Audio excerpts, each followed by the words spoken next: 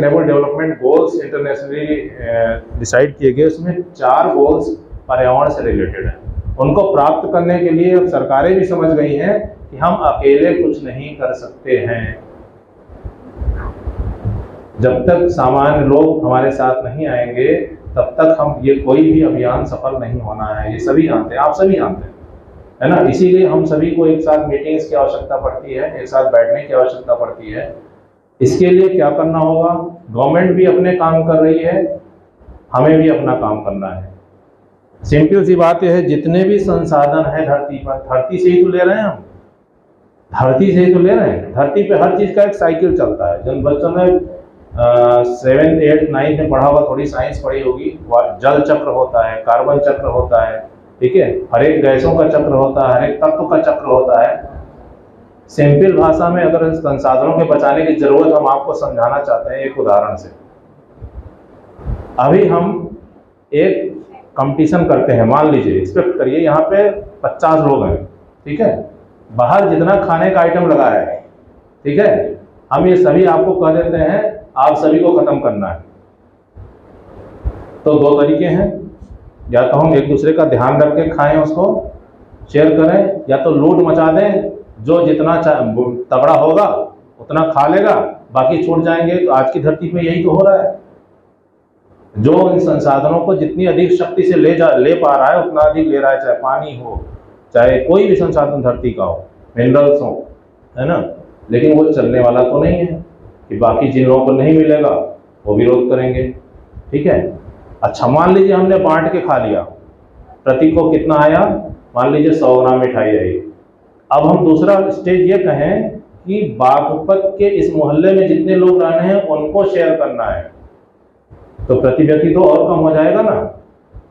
फिर हम कह दें कि बागपत जनपद में जितने लोग रह रहे हैं उनको शेयर करना है, तो प्रति व्यक्ति और कम हो जाएगा।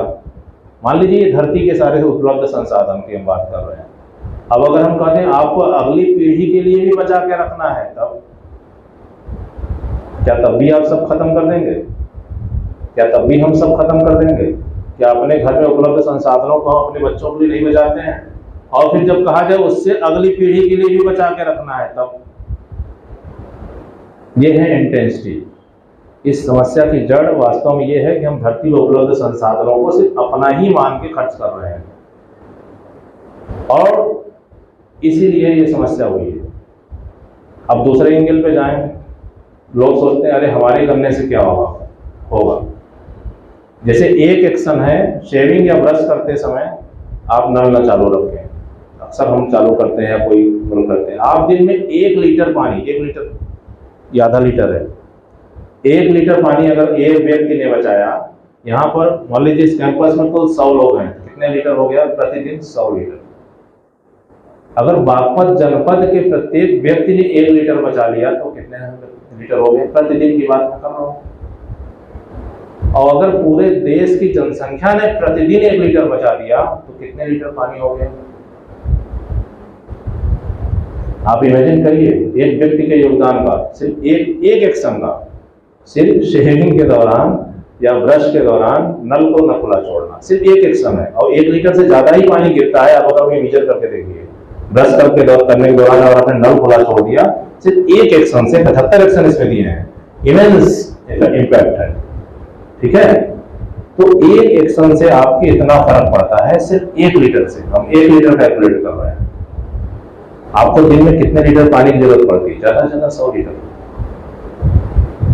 भाई जो नहाने में आप यूज करते हैं वही मैक्सिमम होता है, बाकी तो ड्रिंकिंग वाटर और तमाम फोर्स है, लेकिन ये आपका डायरेक्ट खर्च है। जो आप भोजन यूज करते हैं उसमें भी पानी लगता है। आपको पता होगा गेहूं और आपके जो चावल हैं जिनको आप बहुत यूज करते हैं, इसमें बहुत ज्यादा पानी लगता है। क्यों हम मिलेट्स की बात कर रहे हैं? केवल जीवन शैली की बात नहीं है। मिलेट्स हमारे पर्यावरण अनुकूल तरीकों से ही उगते हैं। ये कहीं भी उग जाते हैं, बहुत हार्डी होते हैं, इनको जल्दी रोग भी नहीं लगते हैं। जो ऑर्गेनिक की बात कर रहे हैं तो अपने आप ही ऑर्गेनिक तरीके से उग जाते हैं, और ये पानी भी बहुत कम लेते हैं। तो अगर पर ग्राम जो इनके कंजम्पशन, वाटर कंजम्पशन होता है, तो मिलेट्स का लीस्ट है। तो आप मिलेट्स खा रहे हैं तो अपने शरीर को तो स्वस्थ कर ही रहे हैं, रोगों से बच रहे हैं, प्लस पर्यावरण के प्रति योगदान दे रहे हैं। बहुत सारी ऐसी चीजें हैं। आगे आगे जाए तो कार्बन फुटप्रिंट है, हम जितना ही ज्यादा कृत्रिमता की ओर बढ़ रहे हैं, जितना ही प्रकृति से दूर हो रहे हैं, उतना ही हमारा कार्बन फुटप्रिंट बढ़ रहा है। कार्बन फुटप्रिंट मतलब हमारे एक्शन से जनरेट होने वाली कार्बन डाइऑक्साइड जो वातावरण में जा रही है। जैसे हम यहां से वहां पैदल चल के गए, उतना ही कार्बन डाइऑक्साइड जाएगी जितना हमारी सांस से निकल रही है। और अगर साइकिल चला के गए थोड़ी अधिक जाएगी, और अगर इतना ही बाइक से गए, कार से गए तो बढ़ती जाएगी। इसीलिए आपको ये वो जो मोड ऑफ एक्शन जो बहुत सारे डिसाइड किए गए हैं, वो बहुत सोच समझ के डिसाइड किए गए।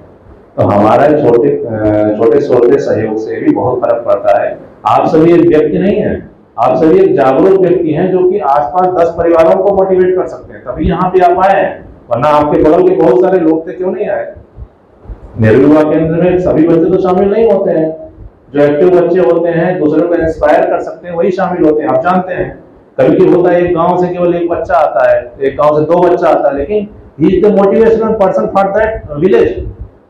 तो आप एक व्यक्ति नहीं है, कभी अपने आप को छोटा मत समझिए।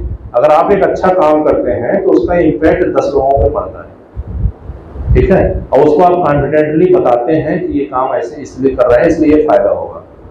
तो आज की हमारी गोष्ठी का महत्व यही है कि ये प्रोग्राम वास्तव में कोई एक सरकारी टाइप का प्रोग्राम नहीं, मिशन लाइफ चलो ठीक है 5 जून तक खत्म हो गया, नहीं। हमें इसको अपनी जीवन शैली और कार्यशैली में बदलाव लाना है।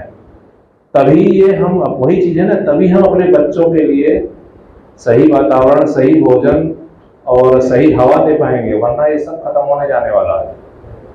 पर्यावरण का परिवर्तन अभी 2 साल से आप देख रहे हैं। बहुत पहले आप देखिए बड़े बड़े शहरों में बारिश आ गई, बाढ़ हुई, इतनी बारिश हुई, इतनी बाढ़ हुई कि सब मुंबई में पानी भर गया, कारें तैरने लगी। क्यों? क्योंकि जैसा अभी एलडीएम साहब ने बताया, नाले चौक हो गए थे प्लास्टिक से। हमने प्लास्टिक लिया, पॉलीथीन लिया, फेंक दिया, कूड़े में गया। हम बहुत अच्छा हम कर रहे हैं, ग्रीन कर रहे हैं, कलेक्शन कर रहे हैं, लेकिन जा रहा तो कूड़े में ही। उस कूड़े को जमीन में दबाओगे तो भी प्रॉब्लम, जलाओगे तो भी प्रॉब्लम, वो गलने वाला है ही नहीं। तो अपनी लाइफ स्टाइल में, अपने जीवन शैली में, डेली की कार्यशैली में हम थोड़ा सा परिवर्तन लाके बहुत बड़ा परिवर्तन पर्यावरण के लिए, अपनी आने वाली पीढ़ी के लिए और समूची धरती के लिए कर सकते हैं, जो हमारी वास्तव में हो सकता है हमारे बुढ़ापे में ही हमें समझ में आने लगे कि क्या हो गया। तो अब अधिक वक्त नहीं लेते हैं। आप सभी का फिर से बहुत बहुत धन्यवाद, और उम्मीद है कि हम सभी अपने जीवन शैली और कार्यशैली में एक परिवर्तन लाएंगे और अपने आसपास के लोगों के लिए भी एक प्रेरणा पुंज का काम करेंगे। Thank you.